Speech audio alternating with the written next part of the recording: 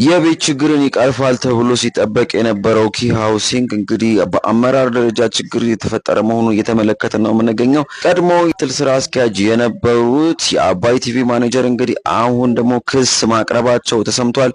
በኪ ሃውሲንግ ግልጸኝነት አሰራር ጉዳይ ላይ ነው እንግዲህ በፌዴራል የመጀመሪያ ደረጃ ፍርድ ቤት ክስ ማቅረባቸውን አዲስ ፎርቹን ጋዜጣ ያስነበበው። በዚህም ምክንያት እንግዲህ የብዙዎች አመኔታ ጥያቄ ውስጥ ይገባል ተብሎ ይጠበቃል።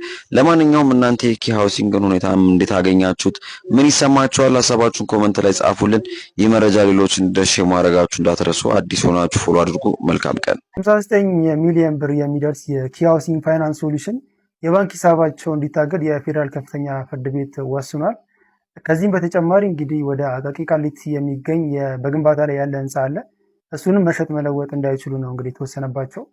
ምን ተፈጥሮ ነው የሚለው ነገር እስቲ አዲስ ፎርቹን በሰራው ዘገባ ተመርኩዤ ልንገራችሁ። እንግዲህ 236 የሚደርሱ ቤት ገዢዎች ናቸው ክሱን የመሰረቱት። ከዚህም በተጨማሪ ወደ 32 የሚደርሱ እንደዚህ ቤት ገዢዎች ክስ መስርተዋል እና እነዚህ 236 ቤት ገዢዎች ወደ 29 ሚሊዮን ብር የሚደርስ ክፍያ ኦልሬዲ ከፍለዋል። ነገር ግን እጃቸው ላይ ምንም የደረሰ ቤት እንደሌለ ነው እንግዲህ የጠቀሱት። ዋነኛው ይሿቸው ብለው የጠቀሱት መጀመሪያ ክፍያውን ሲከፍሉ ቡና ኢንሹራንስ ነበረ ኢንሹር እንደሚያደርጋቸው የሚተማመኑት ኢንኬዝ ካምፓኒ ቢከዳቸው እንኳን ብራቸው ሴፍ እንደሆነ ያውቃሉ ማለት ነው። ነገር ግን ብሔራዊ ባንክ ይሄ በኪ ሃውሲንግ እና በቡና ኢንሹራንስ መሀል ያለው ስምምነት ከሚመራበት መመሪያ ጋር አንላይን እንደማያደርግና በዚህም ምክንያት እንደሰረዘው ነው እንግዲህ የተናገሩት። እንግዲህ ከዚህ በኋላ ኪ ሃውሲንግ ያደረገው ነገር ምንድነው? ወደ ኢትዮጵያ ኢንሹራንስ ኮርፖሬሽን ነው ሌላ ፓርትነርሺፕ የጀመረው።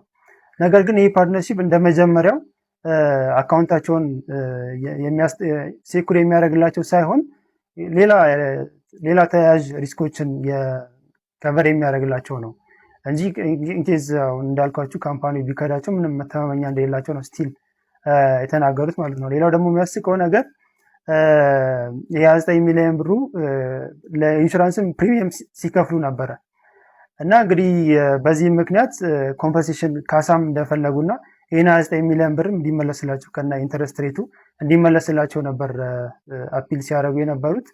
እንግዲህ የፌዴራል ከፍተኛ ፍርድ ቤት የወሰነው ውሳኔ እንደነገርኳችሁ እስከ 59 ሚሊዮን ብር የሚደርስ የሂሳብ አካውንታቸውን እንዳንቀሳቀሱ ነው እንግዲህ የተወሰነባቸው። ከዚህም በተጨማሪ አቃቂ ቃሊቲ አካባቢ ያለውን ህንፃቸውን በተመሳሳይ መልኩ እንዳይሸጡ እንዳይለውጡ ነው የተፈረደባቸው ማለት ነው። እንግዲህ እዚህ ካምፓኒ ላይ ምናልባት መመዝገብ አስባችሁ ከሆነ እንደ መረጃ እንዲሆናችሁ ነው እና እንደዚህ አይነት መረጃዎች ደግሞ እንዳያመልጧችሁ፣ ቢዝነስ፣ ፋይናንስ፣ ኢኮኖሚ ጋር የተገናኙ ነገሮች እንዳያመልጣችሁ ይህን ፔጅ ፎሎ ማድረግ እንዳትረሱ። እኔ ጋዜጠኛ ምንተስኖት እባላለሁኝ። ቴንኪው